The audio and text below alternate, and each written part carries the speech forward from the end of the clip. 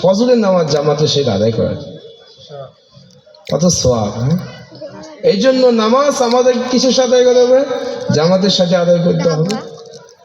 এবার জামাতের সাথে নামাজ আদায় কর ফজিলত জানলাম।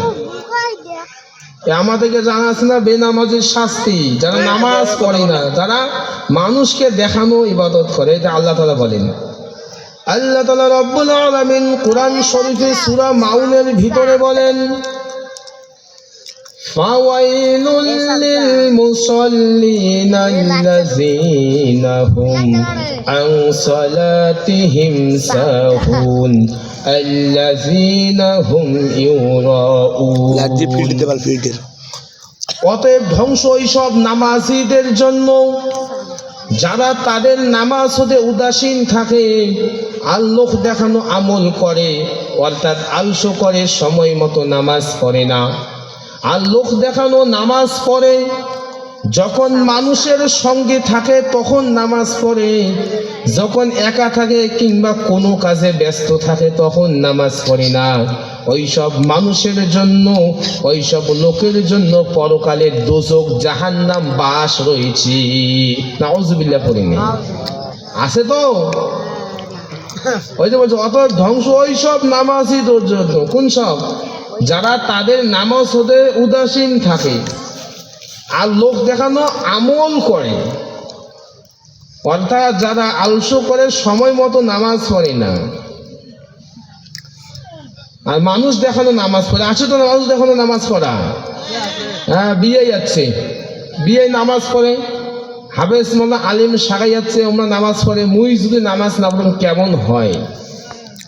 নামাজি সাগাই যাচ্ছে, মুই শুধু নামাজ না পড়েন কেমন হবে?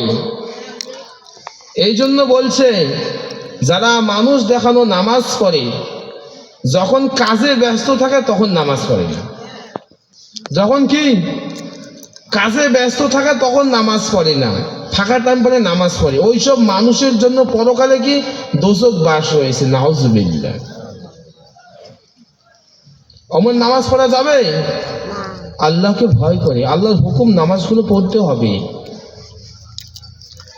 নামাজ পড়তে হবে। গেল বছর আমি কিষানগঞ্জ জলসা করলাম। কিষানগঞ্জ চিনেন তো? বিহার, এটা কাঠিয়া ডিস্ট্রিক্ট করছি। ওটার নাম হচ্ছে, জায়গাটার নাম পাতুলুয়া গ্রাম। সেইখানে এক মুর্শিদাবাদের আলেম বয়ান করছে, মুফতি। উনি বয়ান করছে, কয় ওই যে ওই জায়গায় মানুষ বলছে, কয় আপনি নামাজের বয়ান করবেন, নামাজ পড়ে। এদিকের লোক কয় নামাজে আবার বয়ান করতে হয়? নামাজ আল্লাহর হুকুম পড়তে হবে, মুসলমান জানে না? কয় নামাজ পড়তে হবে সেটা জানে না, আবার বলতে হয়? বলছি এই জন্য নামাজ আল্লাহর হুকুম আমাদেরকে পড়তে হবে। বনি ইসরাইলের এক মহিলা হযরত মুসা আলাইহিস সালামের খিদমতে হাজির হয়ে বলল, হে আল্লাহর নবী মুসা আলাইহিস সালাম, আমি মস্ত বড় পাপের কাজ করেছি এবং উহার জন্য আল্লাহর দরবারে তওবা করেছি। এখন যদি আমার তরফ হতে দয়া করে তওবা কবুল হবার জন্য আল্লাহর দরবারে প্রার্থনা করেন, তবে হয়তোবা আল্লাহ তাআলা আমার তওবা কবুল করবেন।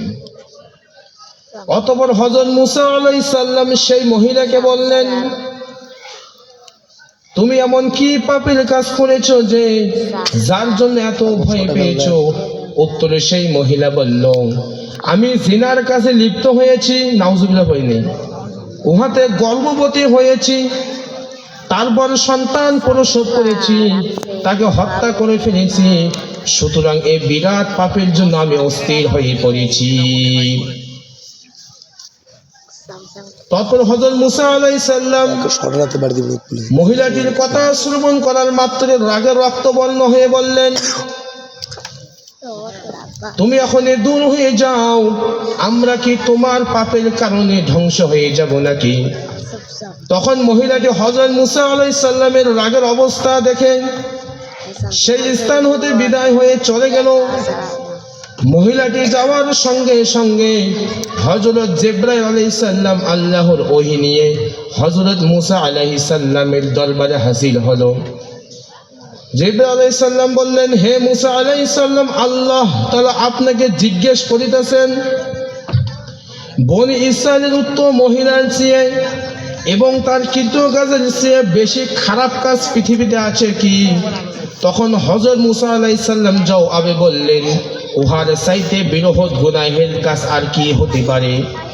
যে মহিলাটি জিনায় লিপ্ত হলো, তারপর সন্তান গর্ভবতী হলো, তারপর সন্তান প্রসব করলো, তারপর তাকে হত্যা করে ফেললো, উহার চাইতে বৃহৎ গুনাহের কাজ আর কি হতে পারে?